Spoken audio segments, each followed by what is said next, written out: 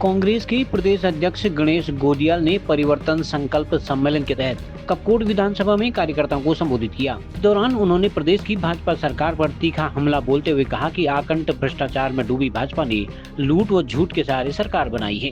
युवाओं की नौकरी बेची जा रही है, मंदिरों से चढ़ावा चोरी किया जा रहा है, प्राकृतिक संसाधनों की लूट की जा रही है।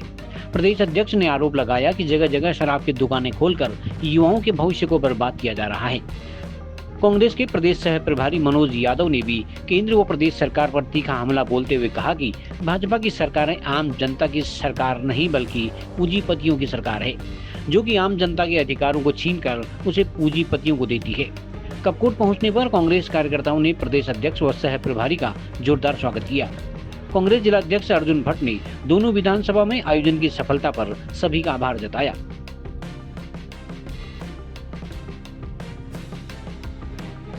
स्वयं देख सकते हैं कि किस प्रकार का प्रतिसाद हर हमारे सम्मेलन में है, और यहाँ तक कि सम्मेलनों के अलावा जिस रूट से हम लोग गुजर रहे हैं, हर रूट पर लोग अपने आप ये बात कह रहे हैं कि अब की बार हमें परिवर्तन करना है। ये हमारे लिए बहुत ही सुकून वाली बात है।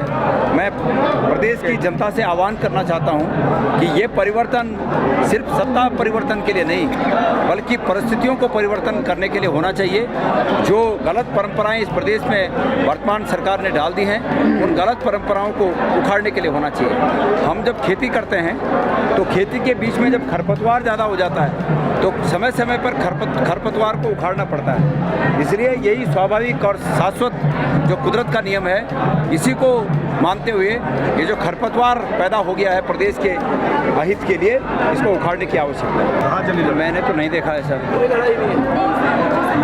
मैंने नहीं देखा है सर। फिर भी ये इसको प्रतिस्पर्धा अगर आप कह रहे हैं कि इसमें प्रतिस्पर्धा है, तो मैं अभी मंत्र दे के गया हूँ और इस मंत्र का 2-4 दिनों में आप असर देखेंगे। सर 2027 में मैंने ये कहा है कि संघे शक्ति कलयुगे, यूनाइटेड रहेंगे तो निश्चित रूप में हमारी विजय होगी। पर ऐसी कोई प्रतिस्पर्धा और जो आप कह रही हैं, ऐसा मुझे कुछ नहीं दिखा। सभी लोग कांग्रेस में निष्ठा रखते हैं और मुझे कुछ भी इसमें कोई अन्यथा नजर नहीं आता है। 2027 की तैयारी किस तरह से? ये सब 2027 की तैयारियां हैं। 27 बहुत नज़दीक है, 27 बहुत नज़दीक है। भारतीय जनता पार्टी में ऐसी स्थिति है कि भारतीय जनता पार्टी का नेतृत्व बहुत उहापोह की स्थिति में है कि क्या अभी वर्तमान में वहाँ सरकार में नेतृत्व परिवर्तन किया जाए या न किया जाए। बहुत उहापोह की स्थिति में प्रदेश के हालात भारतीय जनता पार्टी के बहुत विकट हैं, बहुत विपरीत हैं, और जनता ने मन बनाया है कि जिस प्रकार से बहुत दिन तक पहने हुए कपड़े मैले हो जाते हैं, उनको धोने के लिए उतारना पड़ता है, बदलना पड़ता है, तो बस सरकार भी इस मैल को धोने के लिए उतारना चाहती है, इस मैल से पिंड छुड़ाना चाहती है। सरकार ने बद्रीनाथ मंदिर में जो चोरी वाला प्रकरण है, उसकी जांच की बात कही है, जांच करेंगे और उसी वक्त से नहीं जाएंगे। हमें उनकी जांच पर विश्वास नहीं है। सरकार को तटस्थ जांच करनी चाहिए।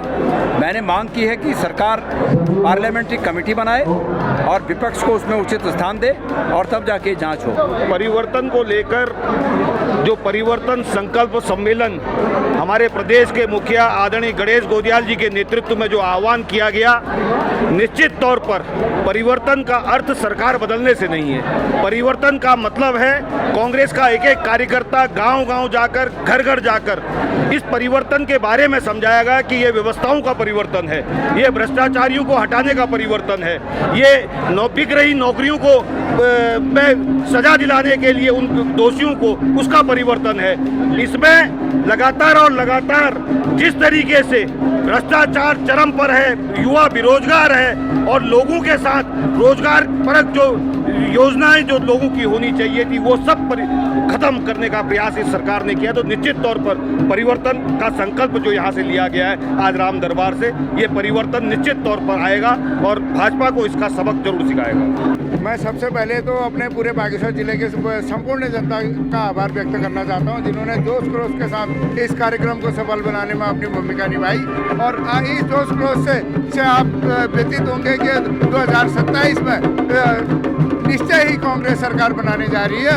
और ऐसा जोश खरोश में अपने पूरे जिले के कार्यकर्ताओं से अपील करना चाहता हूं कि 2027 तक ये जोश को हम बनाए रखें और 2027 में जरूर हम सरकार में आएंगे। 400 शराब की नई दुकानें खोली और दूसरी तरफ 1600 स्कूल बंद किए। 1600 स्कूल बंद किए। बेहतर होता कि समय के हिसाब से, आवश्यकता के हिसाब से कपकोट में कोचिंग सेंटर खोलते, स्कूलों को बंद नहीं करते। पहले होता था कि शराब को प्रतिबंधित करने के लिए एक विभाग होता था, मद्य निषेध विभाग। वो जगह जगह नारे लगाता था कि शराब मत पीजिए, परिवार को बर्बाद मत कीजिए। अब मैं परसों हल्द्वानी में देख रहा था, आप लोग भी बहुत से गए होंगे, हल्द्वानी में जहां सर्किट हाउस है और लाल कुआं से जब सर्किट हाउस की तरफ आप जाएंगे तो सर्किट हाउस से थोड़ा पहले एक बोर्ड लगा है, शराब पीना स्वास्थ्य के लिए हानिकारक है, और एरो लगा रखा है राइट में। क्या गजब बात है। मैं जब देखा उसको तो मैं उसके आशय को भांप कर अचंभित हुआ।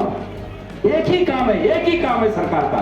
मतलब अगर मद्य निषेध का भी कोई बोर्ड लगा है कि भाई शराब पीना स्वास्थ्य के लिए हानिकारक है, तो उस पर एरो लगा रखा है कि इस तरफ है। कितनी मजाक की बात। खबरों को जानने के लिए चैनल को लाइक, सब्सक्राइब और फॉलो जरूर करें।